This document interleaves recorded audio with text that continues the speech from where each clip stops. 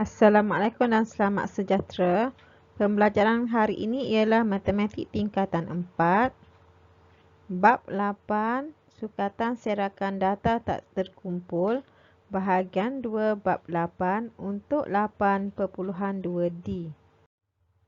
8.2D. Apakah kesan perubahan data terhadap serakan? Pelajar-pelajar boleh merujuk kepada buku teks muka surat 228.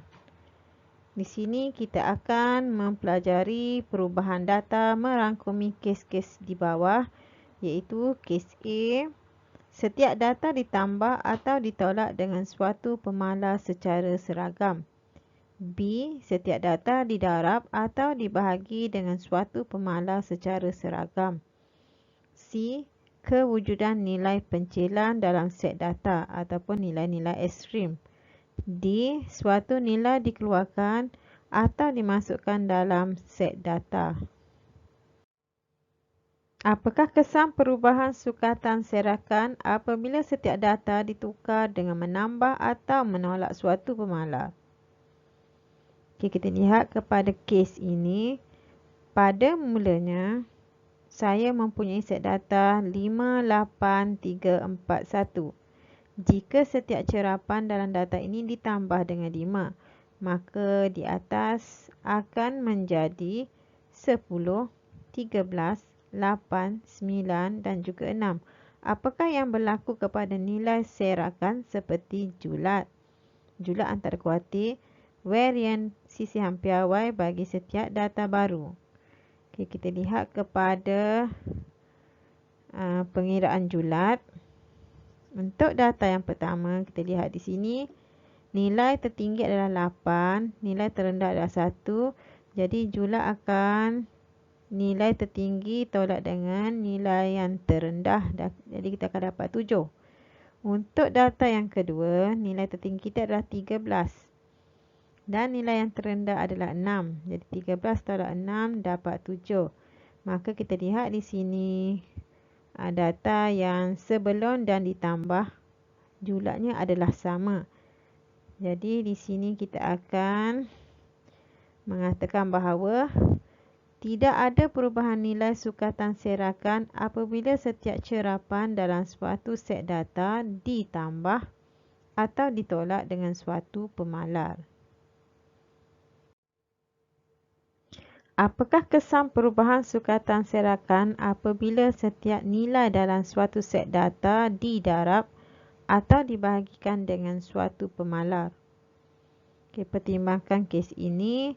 Pada mulanya saya mempunyai set data 5, 8, 3, 4, 1.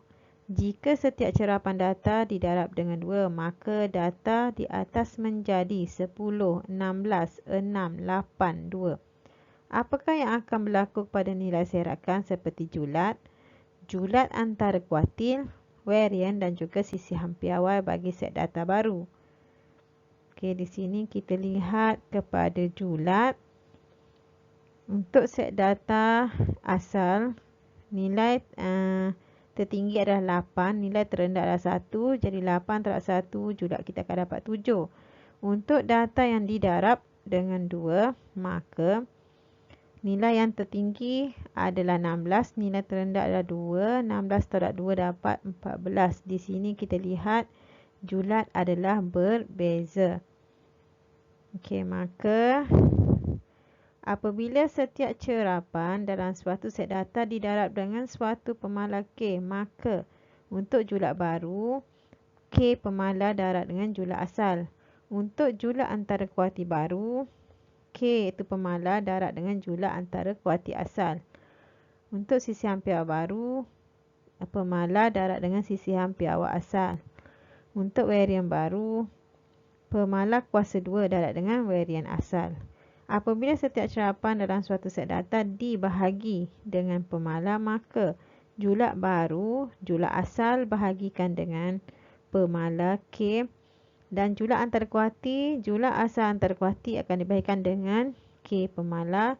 Sisihan piawai baru, sisihan piawai asal bahagikan dengan K pemalar. Varian baru, varian asal bahagikan dengan pemalar kuasa 2. Jadi di sini apabila setiap cerapan dalam suatu set data didarab dengan suatu pemalar K, nilai sukatan serakan berubah. Okey, seperti contoh julat di sini berubah. Apakah kesan ke atas sukatan serakan apabila sesuatu pencelan dimasukkan atau dikeluarkan daripada suatu set data? Okey, kita lihat kepada julat. Julat akan berubah dengan mendadak apabila suatu pencelan dikeluarkan atau dimasukkan ke dalam set data. Untuk B, julat antara kuarti, nilai julat antara kuarti kurang dipengaruhi apabila suatu pencelan ditambah atau dikeluarkan daripada suatu set data. C, varian dan juga sisian piawai. Nilai bagi varian dan juga sisian piawai akan bertambah dengan banyak apabila pencelan ditambah ke dalam set data. Jika beza nilai cerapan baharu dengan nilai min adalah rendah, maka nilai sisihan piawai baru akan semakin kecil dan sebaliknya. Jika beza antara nilai cerapan yang dikeluarkan dengan nilai min adalah rendah, maka nilai sisihan piawai baru akan semakin besar dan sebaliknya. Bagaimanakah anda menentukan kesan perubahan data terhadap serakan berdasarkan perwakilan grafik? Kesan perubahan data dapat dipaparkan secara grafik dengan menggunakan plot titik, plot batang dan daun atau plot kotak. Data A, data ditukar secara seragam dengan menambah atau menolak suatu pemalar. Di sini kita lihat kepada data asal 8, 9, 10, 11, 12, 13, 14 dan juga 15. Apabila setiap cerapan ditambah dengan 2, maka data akan menjadi 10, 11, 12, 13, 14, 15, 16 dan juga 17. Kita menggunakan plot titik. Kita lihat kepada data asal. Akan menghasilkan plot titik di atas. Dan kita lihat kepada data cerapan ditambah dengan 2. Dan data plot titik kita akan berbeza. Jadi di sini kita akan lihat dalam rajah di sebelah. Apabila setiap cerapan ditambah dengan 2, didapati bahawa yang pertama, seluruh plot titik dianjak ke kanan sebanyak 2 unit dengan serakan tidak berubah. Kalau kita lihat di sini bermula dengan 8, serakan tidak berubah, data asal, dan 9. Jadi apabila ditambah dengan 2, 8 akan menjadi 10. Jadi kita akan menggunakan 10. Data masih, serakan masih sama. Selepas 10, data kedua adalah 11. Jadi di sini 11. Jadi serakan masih tidak berubah. Dan seterusnya, kita lihat kepada julat skor asal, iaitu 15 tolak 8. Nilai tertinggi 15 tolak dengan 8. Jadi kita akan dapat 7. Julat skor baru iaitu di sini 17 tolak dengan 10. Kita akan dapat 7. Julat bagi kedua-dua set data ini adalah sama. Dan ini secara generalisasi apabila setiap cerapan dalam suatu set data ditambah dengan suatu pemalar, nilai sukatan serakan tidak berubah. B. Data ditukar secara seragam apabila setiap cerapan didarab atau dibahagi dengan suatu pemalar. Kita lihat kepada data. Bermula dengan 1, 2, 3, 4, 5. Apabila setiap cerapan didarab dengan 2, data akan menjadi 1 darab dengan 2 akan menjadi 2. 2 darab 2 akan jadi 4. dan seterusnya 6, 8 dan juga 10. Okey, dalam raja di sebelah, apabila setiap cerapan didarab dengan 2, didapati bahawa yang pertama, serakan seluruh plot titik telah berubah menjadi 2 kali ganda lebih besar. Yang kedua, julak skor asal. Okey, kita lihat di sini 5 tolak dengan 1, kita akan dapat 4. Julak skor baru, iaitu nilai tertinggi 10 tolak dengan 2, kita akan dapat 8. Jadi julak bagi set data baru menjadi 2 kali ganda julak bagi set data asal. Apabila setiap cerapan dalam suatu set data didarab dengan suatu pemalar K, jadi julak baru sama dengan K pemalar darab dengan julak asal.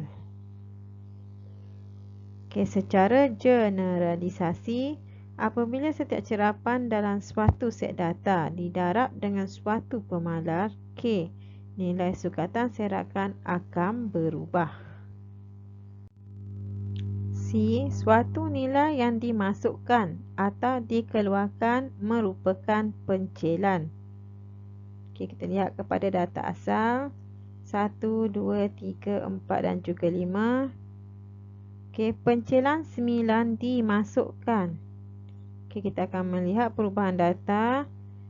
Okey, di sini pencilan 9 dimasukkan. Okey, yang ditandakan dengan merah. Yang ini adalah data asal.